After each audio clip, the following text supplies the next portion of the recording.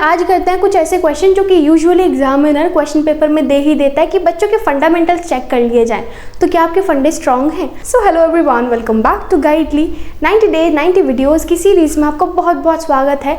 आज हमारा डे 10 है और ये सेकंड वीडियो है हमारी। तो पहली वीडियो में हमने बेसिक्स बहुत अच्छे से कवर करे थे, अब करेंगे क्वेश्चंस। देखते हैं किस तरह के question usually examiner put up कर देता है और क्या हमारे बेसिक्स इतने क्लियर हैं कि हम उन क्वेश्चंस को 30 सेकंड से 40 सेकंड के अंदर उड़ा दें। स्टार्ट करते हैं। तो पहला क्वेश्चन देखते हैं, होप आपको बहुत अच्छे से विजिबल है क्वेश्चन। तो देखिए क्या कहते हैं, 6400 को 3 वर्कर्स के बीच में डिवाइड किया गया इस रेशो में। तो आप बता दीजिए शेयर क्या है सेकंड वाले वर्कर का। तो सेकंड वाले वर्कर का रेशो ऑब्वियसली ये होगा, लेकिन प्रॉब्लम क्या है कि मैम यहाँ पे ना रेशो हमें जो गिवन है वो डिवाइड में गिवन है, फ्रैक्शन में है। हमें फ्रैक्शन पसंद नहीं है, तो हम चाहेंगे कि वो फ्रैक्शन को हम हटा दें। ठीक है, तो फ्रैक्शन हटाने के लिए सबसे पहले देखो कि डिनोमिनेटर्स में ऐसे कौन से नंबर है जो हमें पसंद नहीं है। आपने बोला कि मैम 5 और 3 हमें पसंद नहीं है, तो हम क्या करते हैं 5 और 3, 5 3 का कितना होता है 15, तो 15 से इन्हें मल्टीप्लाई कर देते हैं। ठीक है, आप कोई भी ऐसे नंबर ले सकते हो जो कि दोनों के टेबल में आता है। सपोज मैं बोलती कि 2 और 4 होता, तो मैं किससे मल्टीप्लाई करती इन्हें 4 से। ठीक है, ताकि 4 से 4 कैंसिल आउट हो जाता और 2 से भी 4 कैंसिल आउट हो जाता। क्या कह रही हूँ वो अभी अच्छे से समझ आएगा। देखो 15 अगर मैं सबसे मल्टीप्लाई करूँ, 15 इसमें भी मल्टीप्लाई करूँ, इसमें भी मल्टीप्लाई करूँ और 15 इसमें भी मल्टीप्लाई करूँ, समझ जाओ यार ये 15 है। ठीक है, तो 5 3 से कटेगा, यहाँ पर तो कुछ है ही नहीं और 3 5 से कटेगा। ठीक है, तो कितना बचा 3 3 से 9, 15 2 से 30 और 5 5 से 25। तो ये मेरे पास नया हमारा प्यारा सा रेशो बन के तैयार है। अब तो आप बहुत जल्दी निकाल दोगे। टोटल कितने हिस्से हैं, तो 25 और ये हो गया 34 और ये कितना हो गया 64 हिस्से हैं। और एक्चुअल में कितना है, अमाउंट भी हमारे पास 64,000 है।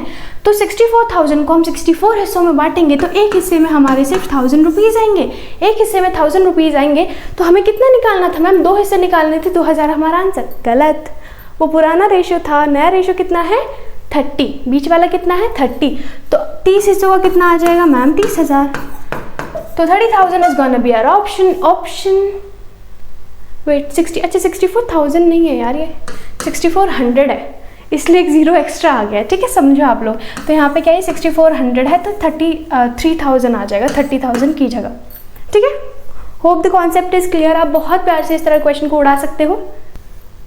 हाँ जी, अगला क्वेश्चन देखेंगे। क्या कहता है, ए और बी की इनकम का रेशो 3:4 है और उनके एक्सपेंडिचर का रेशो 2:3 है। कॉन्सेप्ट याद करो जो मैंने बताया था, 2 रेशो गिवन है, तो एक रेशो को ही हमें कुछ मानना है वेरिएबल के साथ, तो दूसरे वाले में वेरिएबल लेट नहीं करना है।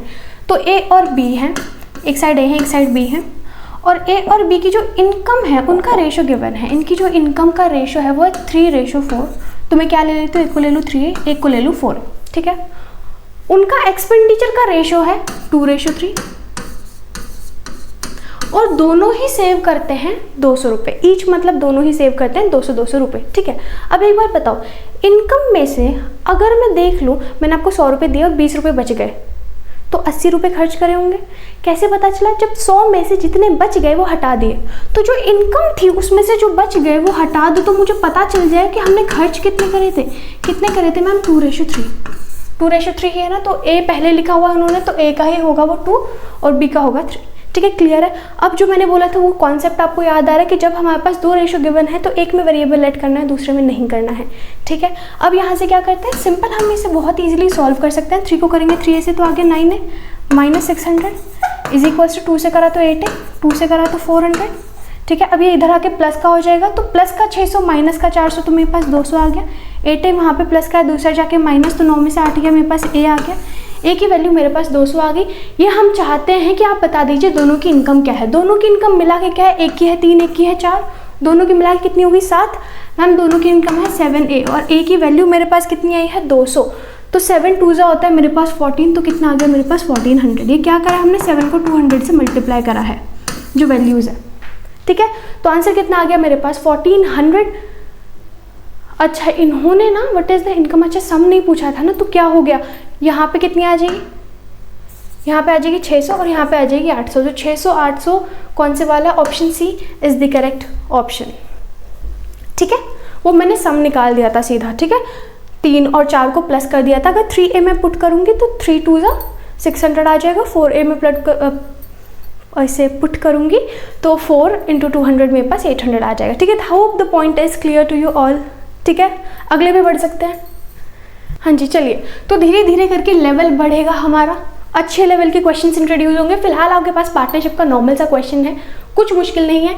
ए ने बिजनेस स्टार्ट करा 1 लाख रुपए के कैपिटल के साथ। 1 साल बाद, मतलब 1 साल तक मैम वो कैपिटल रहा, बिल्कुल रहा, बहुत बढ़िया।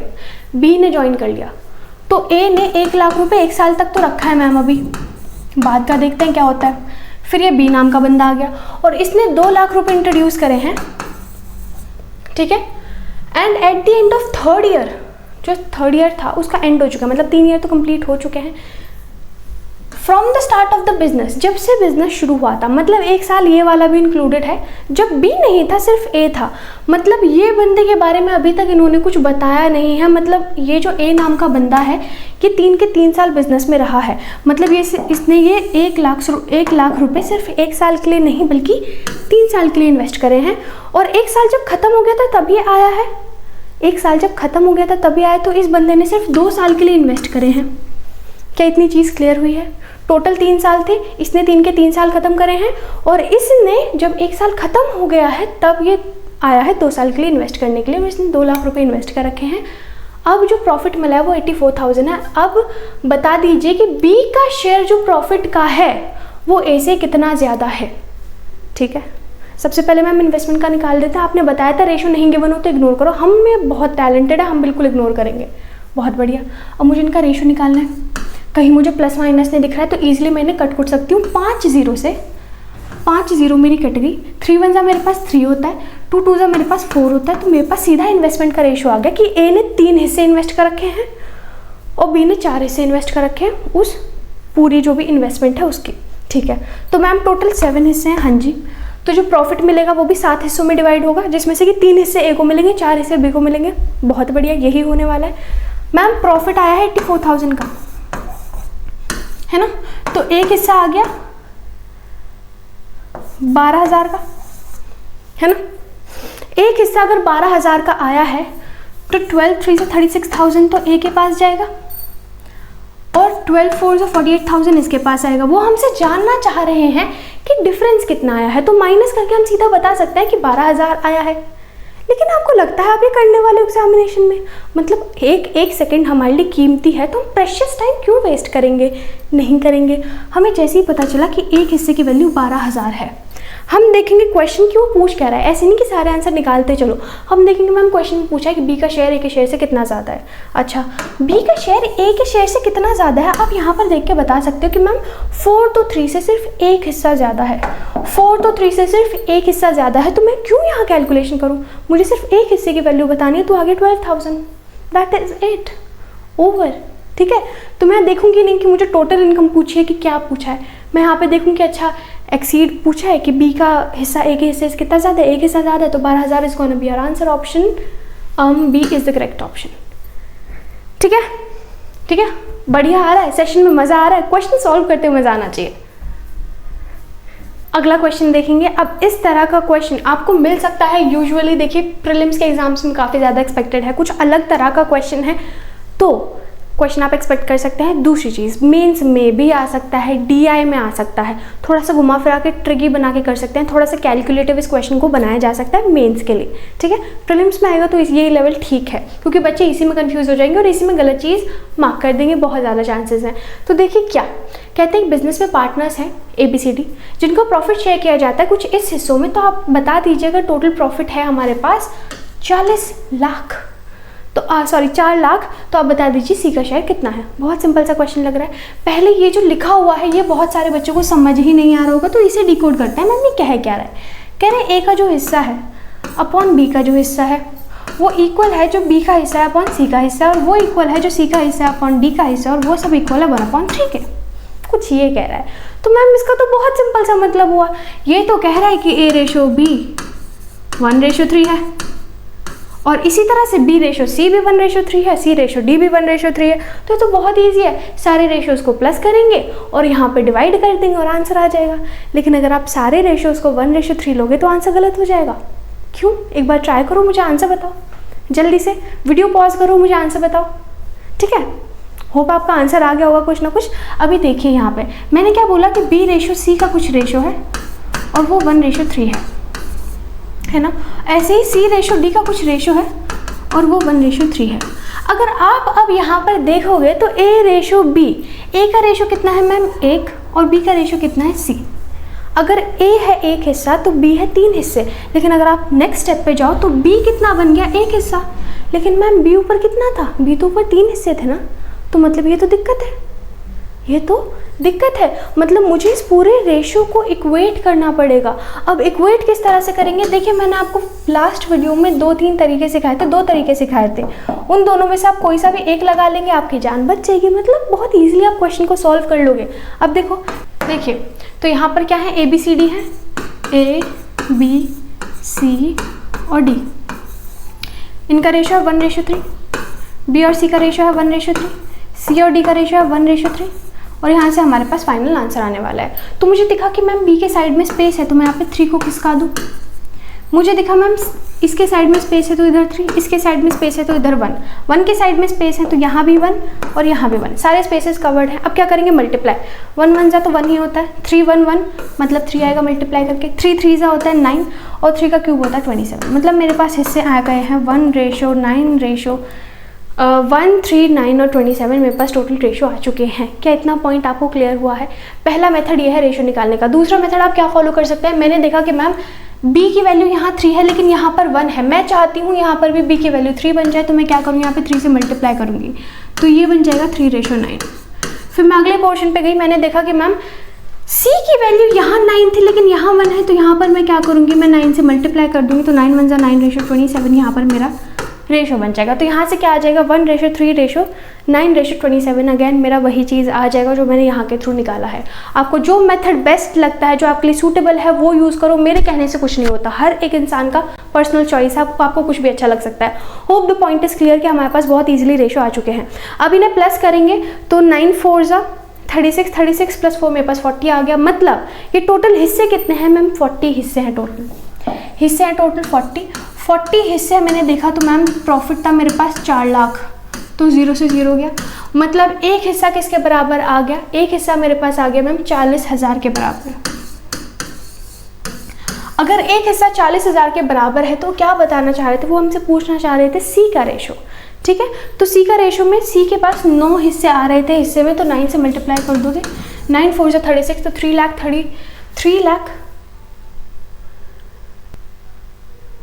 सॉरी ये 4 से 4 नहीं कट कराने, तो ये एक हिस्सा 10,000 के बराबर आएगा। एक हिस्सा 10,000 के बराबर आएगा, तो हम निकालना चाहते थे 9 हिस्से, तो 90,000 के बराबर आ जाएगा। Option A is the correct option. आप देख सकते हैं कि ऐसा कोई भी पॉइंट है जो कि आपको क्लियर नहीं है। ठीक है, ये चीज़ मेरे से गलती हो गई थी, मैंने 4 से 4 को कैंसिल आउट नहीं करा था। ठीक है, तो वो 40,000 नहीं 10,000 था, 9 से मल्टीप्लाई करेंगे 90,000 हो जाएगा। हो ठीक है, अच्छा क्वेश्चन था, अगले पे बढ़ेंगे। हाँ जी, तो क्वेश्चन कहता है 180 रुपये हैं एक बॉक्स में जिसके अंदर 1 रुपये के सिक्के हैं, 50 पैसे के सिक्के और 25 पैसे के सिक्के हैं, और वो जो सिक्के हैं वो इस रेशो में हमारे पास गिवन है। आप बता दीजिए कि 50 पैसे के कितने सिक्के हैं। ठीक है, तो देखिए ज़रा ध्यान से, यहाँ पर इन्होंने बोला 2 3 4 के रेशो में गिवन है, एक 50 पैसे और 25 पैसे के सिक्के, यही बोला है। 2 3 4 के रेशो में है, मतलब ये क्वांटिटी की बात करी जा रही है। 2 हिस्से 1 रुपये वाले सिक्कों के हैं, 3 हिस्से 50 पैसे वाले सिक्कों के हैं। ठीक है, 4 हिस्से 50 25 पैसे वालों के सिक्के हैं। तो यहाँ से अगर मैं निकालना चाहूँ, अगर मैं, क्योंकि ये रेशो है तो मैं यहाँ पे ए लगा लेती हूँ। ठीक है, अगर मैं निकालना चाहूँ 2 हिस्से हैं 1 रुपये वाले सिक्कों के, तो ये तो 2 हिस्सों के बराबर ही रहेंगे। लेकिन 3 हिस्से हैं 50 पैसे वाले सिक्कों के, तो अगर मैं इन्हें मल्टीप्लाई कर दूँ तो कितना 1.5 ए के इक्वल आ जाएगा। ठीक है, तो ये हम क्यों कर रहे हैं, ताकि मैं यहाँ से इसकी एक्चुअल वैल्यू निकाल पाऊँ। 2 हिस्से हैं 1 रुपये वाले सिक्कों के, 3 हिस्से हैं 50 पैसे वाले सिक्कों के, मतलब 1.5 ए इसकी वैल्यू आ गई, और इन्हें मल्टीप्लाई कर लूँ तो मेरे पास 1 ए की वैल्यू आ गई। ठीक है, तो टोटल मेरे पास कितने हिस्से हैं, 2 और एक 3 और एक 4.5, मतलब 4.5 हिस्से हैं मैम मेरे पास। लेकिन ये जो एक्चुअल हमने वैल्यू बताई है, इन्होंने कितने बोले कि मैम टोटल पैसे तो 180 हैं। टोटल पैसे कितने हैं 180, मतलब ये 180 के इक्वल है। हाँ जी बिल्कुल। क्या 4.5 को मैं 9/2 लिख सकती हूँ? 9/2 को 4.5 ही लिखते हैं। तो 9 से काटा तो 20 बार में गया, और 2 यहाँ डिवाइड में था, दूसरा जाके मल्टीप्लाई, मतलब ए की वैल्यू मेरे पास 40 आ गई, है ना। ए की वैल्यू मेरे पास 40 आ चुकी है। ये हमसे पूछ रहे हैं कि 50 पैसे के कितने सिक्के थे। 50 पैसे तो मैम ये वाला था, तो अगर मैं 1.5 को मल्टीप्लाई कर दूँ 40 से तो मेरे पास आंसर आ जाएगा। देखो आप मल्टीप्लाई करना चाहते हो, 15 4 जा 60 होता है, तो यहाँ पे सीधा मेरे पास 60 आंसर आ गया। अगर आपको इस तरह से नहीं करना था तो आप इस तरह से भी कर सकते थे, 40 1 जा 40 और 40 का आधा होता है 20, दोनों को प्लस कर लो 60। कोई से भी तरीके से कर लीजिए जो आपको पसंद हो, ठीक है। जो सेकंड मेथड मैंने बताया है वो कब यूज़ करेंगे, जब कैलकुलेशन बहुत ज़्यादा मुश्किल हो और वो टेबल आपको ना आता हो। टेबल आता है तो सीधा टेबल ही पढ़ लेंगे, क्या दिक्कत है, ठीक है। तो होप यहाँ से आपको आंसर आ गया है। ऑप्शन इसका आंसर 60 ही होगा। आई गेस यहाँ पे कुछ मिसप्रिंट हो गया है, ठीक है। इसका सही आंसर क्या आएगा 60, ये ऑप्शन में कहीं पे टाइपिंग मिस्टेक हो गया होगा, ठीक है। बाकी सारी चीज़ें अगर बाय एनी चांस यहाँ पर कोई मिस्टेक हुई तो आप मुझे बता सकते हैं, अगर आपको यहाँ पे कोई मिस्टेक दिख रही है। बाकी मिस्टेक है नहीं, अगर होगी तो मैं कमेंट बॉक्स में पिन कर दूंगी एक बार चेक करने के बाद, ठीक है। वैसे आंसर ये सही है, आप लोग अश्योर रह सकते हो। जब तक अगर कोई दिक्कत आई तो मैं कमेंट में आपको 110% बता दूंगी, कॉन्फिडेंस रखना है, ठीक है, अपने ऊपर भी और मेरे ऊपर भी, ठीक है। Hope the point is clear. देखेंगे अगला क्वेश्चन, ये आपके पास, आप ध्यान से देखेंगे क्या है। A/B गिवन है 2/9 और 1/3 के फॉर्मेट में। हमें देखा कि मैम रेशो ये डिनोमिनेटर में फ्रैक्शन में गिवन है, वो हमें पसंद नहीं है तो वो हम हटाना चाहेंगे। दूसरा रेशो आपको B/C गिवन है, वो 2/7 और 5/14 के रूप में फिर से। तो यहाँ पर मुझे साफ साफ दिख रहा है इनका एलसीएम 14 आ जाएगा, ठीक है। तो मैं क्या करूँ, या तो इसे मैं 2 से मल्टीप्लाई कर दूँ, ठीक है, सिर्फ इसे 2 से मल्टीप्लाई कर दूँ कि डिनोमिनेटर सेम हो जाए। लेकिन फिर वही बात कि मैम यहाँ पे तो मल्टीप्लिकेशन एक में नहीं कर सकते, दोनों में ही करनी पड़ती है, तो 2/7 है। आप इसका एलसीएम ले लीजिए, बात वही रहेगी, ठीक है। इनका भी एलसीएम ले लीजिए, तो इनका आप एलसीएम लेंगे ना, या फिर दोनों को 9 से मल्टीप्लाई कर दीजिए, दोनों को 14 से मल्टीप्लाई कर दीजिए और आपके पास सीधा आंसर आ जाएगा, ठीक है। अब जो आएगा उसे आपको रेशो को इक्वेट करना है, और इक्वेट करने के बाद आपको मुझे आंसर बताना है कि इन सारे ऑप्शंस में से सही आंसर कौन सा है, ठीक है। तो आज की वीडियो के लिए इतना ही। अगर आपको वीडियो पसंद आई है, आपको वीडियो को लाइक करना है, चैनल को सब्सक्राइब करना है, ऐसी बहुत बढ़िया ऐसी वीडियोज़ आपका वेट कर रही है फ्यूचर में आने के लिए। तो और बहुत सारी वीडियोस ऑलरेडी चैनल पर हैं, आप उन्हें जाके देख सकते हो। आज की वीडियो के लिए इतना ही। अभी आपके एग्जामिनेशंस में आपको बहुत अच्छा परफॉर्म करना है और उसके लिए आपको प्रैक्टिस बहुत अच्छे से करनी पड़ेगी अभी से ही, ठीक है। So all the very best for examinations and let's meet in the next videos. Thanks for watching, bye bye.